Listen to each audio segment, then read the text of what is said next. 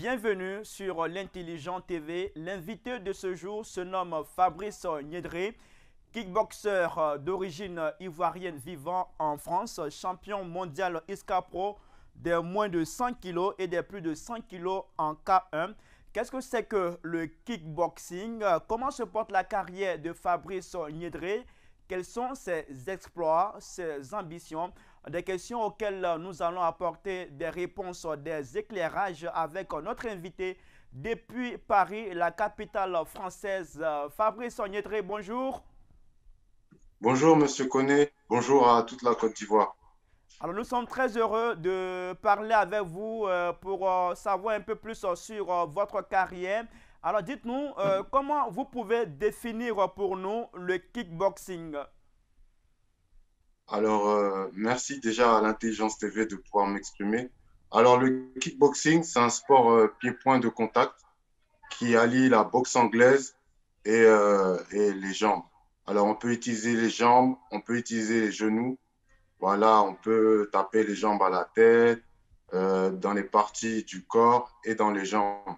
On appelle le low kick en bas, le middle kick sur les bras et le corps, et le high kick à la tête. Donc, c'est un sport qui est très complet, avec les coups de genoux aussi. Le K1, c'est un sport qui est très à la mode en Europe et en Asie. Donc, voilà, c'est ça le kickboxing, c'est un vrai sport de contact. Alors, à comprendre cette définition, est-ce qu'il faut voir une différence entre le kickboxing et la boxe traditionnelle qu'on connaît? Oui, la boxe traditionnelle, c'est le noble art, c'est la boxe anglaise, avec que les poings. Voilà, là, le kickboxing, c'est avec les jambes. Donc, les gardes ne sont pas pareils. En boxe anglaise, on est plus ancré sur les jambes. En kickboxing, on est plus debout parce qu'il y a les coups de pied qu'on peut prendre qui sont dangereux. Donc, c'est un sport aussi complet et vraiment qui a beaucoup de notoriété ici en Europe et même en Asie aussi. Alors, au départ, vous faisiez de la boxe anglaise. Maintenant, depuis 7 ans, depuis exactement 2014, vous avez décidé de pratiquer le kickboxing. Est-ce que vous pouvez nous expliquer un peu les raisons de ce passage de la boxe anglaise au kickboxing? En fait, je savais déjà que je voulais faire du kickboxing, mais je m'entraînais en boxe anglaise comme j'ai commencé en 2014, j'ai toujours préféré le kickboxing parce que étant footballeur dans le passé, donc j'avais besoin d'utiliser mes jambes et mes genoux. Donc, si vous voulez, la boxe anglaise, il faut être très technique avec les poings. Tandis qu'au kickboxing, quand on a quelqu'un qui est fort en anglaise, on peut s'en sortir avec les jambes. Et quand on a quelqu'un qui est fort en jambes, on peut s'en sortir en anglaise. Et puis, il y a les coups de genoux qui sont très dévastateurs, qui font beaucoup la différence, en fait. Alors, vous avez pratiqué le foot, c'est cela? Pendant combien de temps? J'ai fait du foot comme tout garçon qui faisait de la boxe ici, de 5 ans jusqu'à 24 ans. J'en ai eu marre. Donc, à 26 ans, je voulais un sport plus dur parce qu'au foot, j'étais dur. On me disait, mais Fabrice, fais doucement, Fabrice, fais doucement. Moi, c'était soit ça passe ou ça casse. Donc, je me suis dit, ouais, le kickboxing, c'est pas mal. Pourquoi je ne pas en faire? Comme j'aimais bien regarder les combats à la télé. Donc, je me suis mis dedans. Alors, quelque part, arrivé un peu devant, le kickboxing a pris le dessus sur le football. Je l'ai dit, vous avez commencé à pratiquer ce sport depuis 2014 et c'est en 2018 que vous en avez fait, je veux dire, un sport professionnel. Dites-nous un peu comment vous avez découvert ce sport, le kickboxing. Dans ma ville, il y avait un club. Et puis, quand j'étais petit, j'avais un ami qui s'appelle Yacine Beraba, qui était champion dans ce club. Il y avait aussi Robert Roselia. Donc, mon ami Yacine, il faisait du kickboxing. Donc, je me suis dit, pourquoi pas faire du kickboxing? Et voilà, j'ai commencé en 2014. Il y avait le club de ma ville à Persan. Donc, j'ai été voir Hassan, que je connaissais. Et je lui ai dit que je voulais boxer. Et il m'a dit, bon, il n'y a pas de souci, mais il faut t'entraîner. Et 3 mois plus tard, je me suis entraîné. J'ai fait mon premier combat en amateur. J'ai gagné. Et puis, petit à petit, les objectifs sont venus. Et voilà, jusqu'à que je gagne des titres, champion Île-de-France, des Coupes de France, des trophées de France en amateur, en semi-pro. Et c'est en 2018 que, comme j'avais gagné tous les titres en amateur et en semi-pro, en 3 disciplines différentes, en kickboxing, en K1 et en Muay Thai. Donc en 2018, je suis monté professionnel. Alors, vous montez professionnel en 2018. Qu'est-ce qui vous a valu cela? J'ai été champion de France de kickboxing, j'ai été champion de France de K1 et j'ai été champion de France de Muay Thai. Donc j'ai pris 3 ceintures en semi-professionnel et je suis allé faire un championnat d'Europe en Italie où j'ai pris une ceinture aussi en semi-professionnel. Donc c'est tout ça qui a valu, qui a validé que je puisse monter en pro. Donc c'est un parcours qui est fait dans les normes sans sauter d'étape en fait.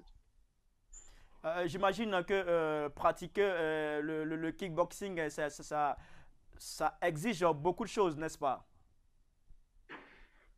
Ça exige beaucoup de discipline, beaucoup de rigueur, beaucoup de travail, beaucoup de sueur. Il faut savoir encaisser les coups. Il faut être déterminé aussi parce que la difficulté ici, c'est que on vit pas de ça. On vit pas de ça. Donc, il faut travailler à côté. Voilà, moi, j'ai un boulot qui est assez pénible la nuit. Je suis agent de sécurité. Et des fois, bon, c'est difficile pour m'entraîner, quoi. Alors Mais il faut pourquoi être régulier. on ne vit pas du kickboxing? Pourquoi? Est-ce qu'il y a on peut l'expliquer? Bah, tout simplement parce qu'en France, c'est pas un sport reconnu, qui n'a pas l'agrément professionnel, qui ne reconnaît pas ses professionnels. Donc, du coup, par rapport aux autres pays étrangers, la France, c'est le problème qu'il y a. Donc, tous les boxeurs, bon, à part un certain nombre qui ont des sponsors, qui ont la chance d'avoir des sponsors, on ne peut pas vivre de la boxe. Donc, on travaille tous à côté, hein. C'est très difficile. Alors, Fabrice, on va parler un peu de votre palmarès pro. Vous avez à votre actif 20 combats pour 17 victoires, dont 11 avant la limite et 3 défaites. La dernière en date, je veux dire, la dernière victoire en date remonte à juin 2021 face à Cyril Séréon. Expliquez-nous ce qui vous a valu toutes ces victoires, tous ces exploits. Alors, en fait, en juin 2021, j'ai fait mon championnat du monde contre le Polonais Amadeus Muska, où j'avais gagné le titre mondial des moins de 100 kilos. Et au mois de juillet, j'ai boxé en Italie, un super fight Côte d'Ivoire contre Italie. Donc, j'ai pris une ceinture aussi. Et le 16 octobre, j'ai fait le championnat du monde à Côte d'Ivoire, France, contre Sofiane Laïdouni, qui est un très grand boxeur ici, qui était pratiquement invaincu. Et j'ai gagné par KO. Donc, j'ai pris le titre mondial en plus de 100 kilos le 16 octobre. Et le 6 novembre dernier, là, ce 6 novembre dernier, j'ai boxé Cyril Séréon, 3 semaines après. Et j'ai gagné par décision au point. Donc, voilà. Ce qui explique ça, c'est que, bon, je pense que je suis régulier dans mes entraînements. Je lâche pas malgré tout. Je m'entraîne très dur. Je m'entraîne dans ma ville à Persan et je m'entraîne aussi à Sarcelles chez Gérard Bogno, qui est un très bon entraîneur et qui me prépare très bien, qui vraiment, il m'a fait progresser en un an, une grosse progression. Fabrice, je l'ai dit aussi, vous avez concédé 3 défaites. Qu'est-ce qui n'a pas marché pour que le grand kickboxer Fabrice s'écroule à 3 reprises? Les 3 défaites que j'ai eues, je venais je venais de monter en pro. Il y a un combat qui a été contre un boxeur très expérimenté. J'ai perdu au premier round, ça m'a fait grandir, ça m'a fait changer ma méthode d'entraînement, ça m'a fait retravailler. Et la deuxième défaite, j'ai perdu au point en boxe thaï. Donc, la boxe thaï, c'est pas mon domaine, mais je l'ai toujours fait parce que je voulais faire le maximum de combats possible. Alors, j'ai même fait du full contact pour la petite remarque. Et après, j'ai fait un autre combat en boxe thaï que j'ai perdu aussi. Donc, suite à ça, mon entraîneur a dit on ne fait plus de boxe thaï, on se concentre sur le K1. Et le K1 me va super bien parce que les saisies et les corps à corps de la boxe thaï à un niveau professionnel, c'est très difficile pour moi parce que je n'ai pas travaillé ces bases. Donc, le kickboxing, le K1 me va très bien. Alors, j'imagine quand vous perdez un match, vous vous sentez très mal à l'aise. Ben, la défaite, franchement, c'est ce qui est le plus dur pour un boxeur. Mais quand tu tombes, il faut savoir te relever. Dans la vie, c'est comme ça. Tu peux pas gagner. Si tu acceptes de gagner, il faut que tu acceptes de perdre. Donc, tout le monde peut perdre. C'est pas une fin en soi. Il faut savoir se relever quand on tombe. Donc, quand tu perds, le truc, c'est quoi? C'est que là, c'est là que tu reconnais les vraies personnes. Tu es seul. Donc, à toi de te remettre en question, de te battre et de repartir de l'avant, quoi. Alors Fabrice, vous l'avez signifié tout à l'heure dans votre intervention, vous avez été champion mondial des plus de 100 kilos en battant le Suisse Sofiane Laïdouni. Ce titre, qu'est-ce qu'il Le français, représente pour vous?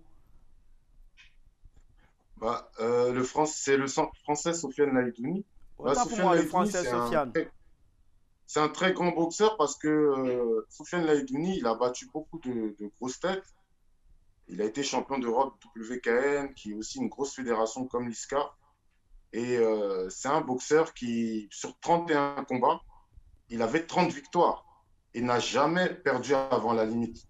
Donc, je suis le premier à avoir gagné avant la limite. Et c'est une fierté pour moi, c'est une fierté parce que je représentais la Côte d'Ivoire. Donc, c'était la France contre la Côte d'Ivoire. Et avec l'hymne national, voilà, j'étais plus que fier de représenter le pays, de ramener ce titre pour le pays, quoi. Fabrice, malgré tous ces exploits, vous êtes très peu connu du public ivoirien. Ben, moi, si vous voulez, j'ai toujours fait ça depuis le début. Je boxe, surtout représenter la Côte d'Ivoire, mettre mon maillot, mon drapeau. Pour moi, c'est important pour la famille, pour ma famille Niédré, la ville de Gagnoa, mes origines. Il faut jamais d'oublier d'où on vient.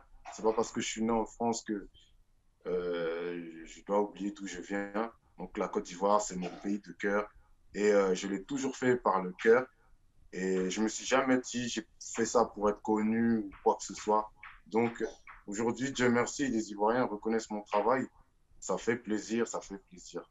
Donc ça veut dire que le travail paye en fait. Est-ce que vous avez des contacts avec la Fédération ivoirienne de kickboxing? Oui, j'ai des contacts avec eux. Je les ai des fois par message et tout. Et voilà. Qu'est-ce que vous vous êtes dit?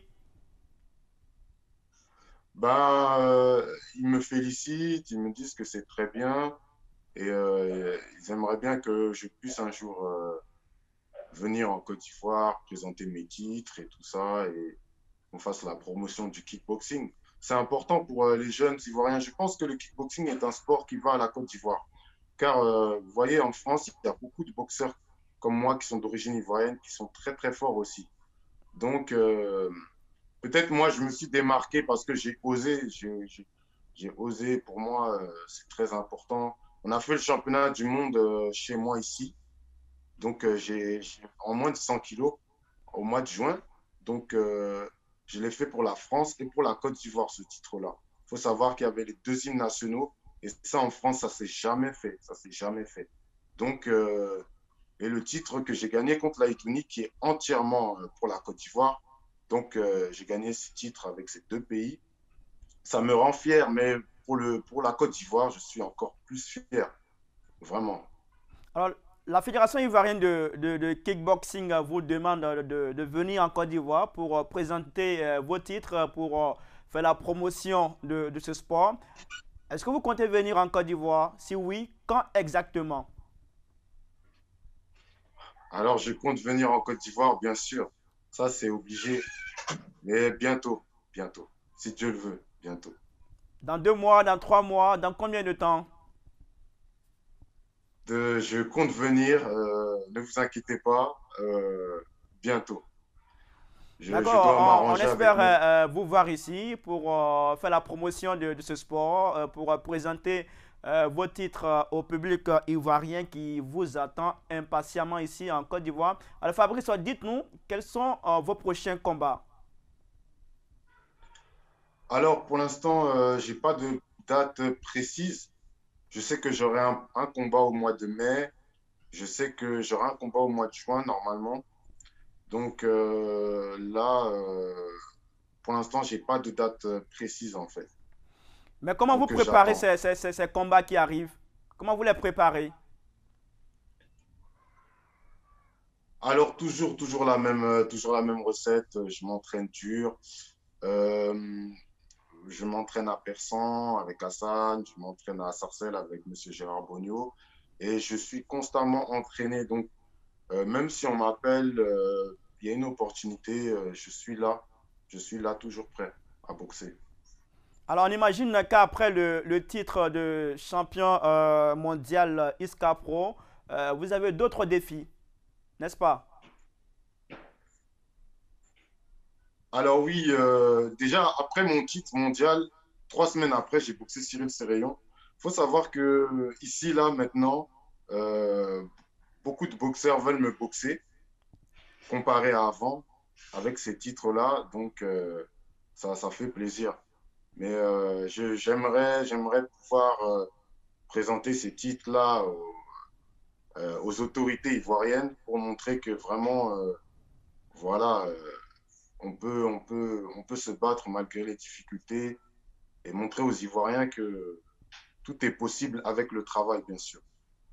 Alors Fabrice, est-ce que vous attendez quelque chose de la part des autorités ivoiriennes vis-à-vis du kickboxer que vous êtes?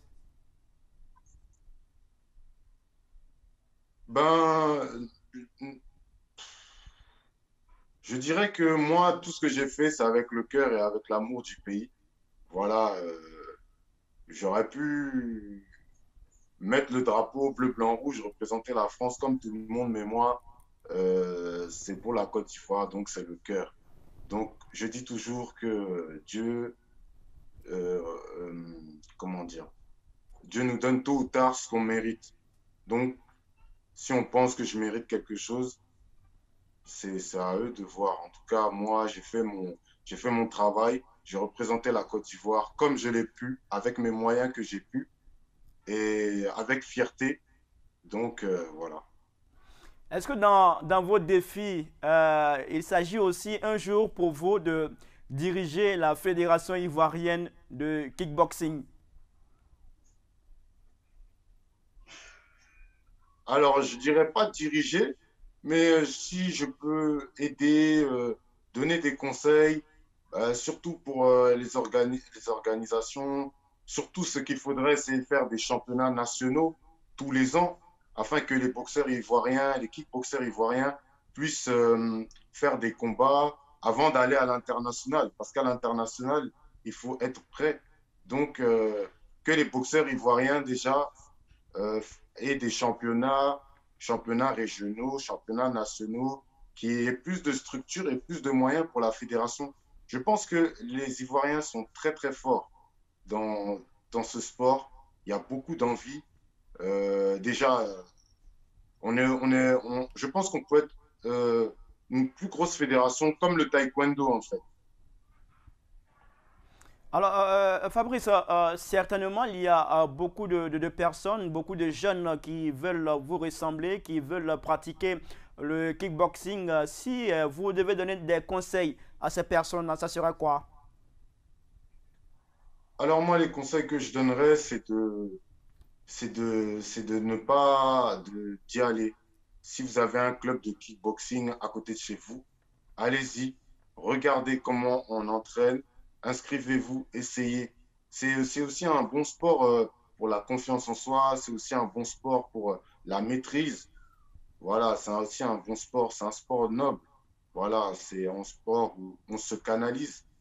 Donc, des fois, peut-être vous avez une journée de travail, vous rentrez le soir, vous faites un entraînement de kickboxing, vous vous sentez mieux, mieux dans votre corps, mieux dans votre tête, et puis ça vous permet d'oublier vos problèmes. Et quant aux jeunes Ivoiriens, moi, je leur dirais, s'ils veulent vraiment quelque chose, il faut se battre, il faut y aller. Donc, inscrivez-vous à la salle, regardez si vous aimez. Parce que ce n'est pas tout le monde qui peut supporter aussi. Il y a les coups, il y a les coups, donc il faut savoir encaisser les coups. Mais je pense que la Côte d'Ivoire a une jeunesse dure, a une jeunesse forte. On voit que dans les sports de combat tels que le taekwondo, tels que d'autres sports, j'ai vu qu'il y avait des sanda, des arts martiaux chinois, que la Côte d'Ivoire avait des très bons résultats. Donc le kickboxing, voilà, et je n'en doute pas, ici, il y a des bons boxeurs ivoiriens qui vivent ici. Donc la Côte d'Ivoire, c'est une nation de combattants. Ça, je le sais, donc je donnerai un conseil aux jeunes d'y Alors, aller, quoi. Faut pas euh, hésiter. kickboxer à un moment, un autre moment, vous êtes agent sécurité incendie.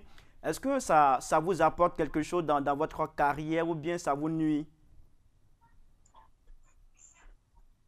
Bah, la journée, je suis kickboxer, la nuit, je suis agent de sécurité. C'est très difficile pour moi, c'est difficile. C'est difficile.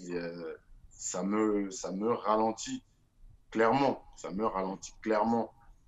Mais on est obligé de travailler pour nourrir la famille. Donc, c'est comme ça la vie d'un garçon. D'accord, merci beaucoup à vous, Fabrice Onyedre. Nous sommes pratiquement à la fin de cette émission. Si vous avez un dernier mot à passer, ça serait quoi rapidement? Alors moi, je salue tous les Ivoiriens et toutes les Ivoiriennes. Voilà, je pense que chacun a, comme je le dis toujours, chacun a son mot à dire, chacun doit faire son devoir pour faire avancer le pays dans n'importe quel domaine que ce soit.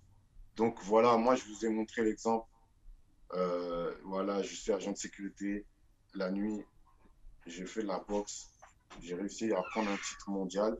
Donc si moi j'ai réussi, tout le monde peut le faire dans son domaine, et travailler dur, de mettre son cœur au travail dans son domaine. Et tout ce que Dieu fait, bon, quand tu fais quelque chose de bien, il y a toujours la récompense derrière. Donc, j'encourage tous mes frères et sœurs. D'accord, nous aussi on vous encourage, Fabrice Onyedre, à continuer de glaner des titres pour le bonheur des Ivoiriens, pour la fierté de la Côte d'Ivoire. Merci infiniment à vous d'avoir accepté de nous parler de votre carrière, vos exploits, vos Merci à vous. ambitions. En tout cas, on vous souhaite beaucoup de chance Merci à dans vous. la suite de votre carrière. Merci beaucoup à vous. Merci à l'Intelligence TV. Et j'espère que les Ivoiriens vont aimer ce reportage. Donc, Merci beaucoup, merci à toutes et à tous d'avoir suivi cette émission. Nous étions avec Fabrice Onyedre, kickboxer d'origine ivoirienne vivant en France, champion mondial ISCA Pro des moins de 100 kilos et des plus de 100 kilos. Merci d'avoir accepté de suivre cette émission. On vous donne rendez-vous très prochainement pour une autre émission sur l'Intelligent TV. À très bientôt. Au revoir.